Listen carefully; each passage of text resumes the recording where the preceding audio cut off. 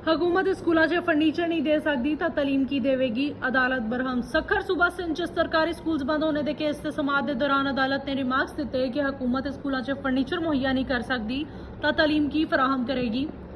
तफसीलात के मुताबिक सिंध हाई कोर्ट 'ਚ सखर बेंच ने सरकारी स्कूल बंद होने के केस से समात की थी। अदालत ने दरियाफ्त किया कि सिंध 'ਚ बंद स्कूलों की तादाद कितनी है। डायरैक्टर तालीम ने दस्या कि सखर 'ਚ 219 स्कूल बंद सी जो कि दोबारा खोले जा रहे हैं। जस्टिस सलाहुद्दीन का कहना सी कि बिल्डिंग ना होने की वजह तो स्कूल बंद नहीं या खत्म कर दिए गए हैं। अदालत ने दस्या कि जिला सांगड़ 'ਚ 201 स्कूल ताहाल बंद ने।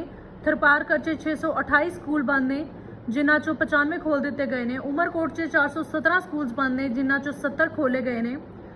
अदालत ने कहा कि अदालत 'ਚ जमा करवाए गए एतदाद और शुमार गलत निकले तो कार्रवाई की जाएगी। सरकारी स्कूलों 'ਚ गरीबों के बच्चे पढ़ते हैं, फर्नीचर ही मुहैया नहीं कर सकते तो तालीम की फराहम करेंगे।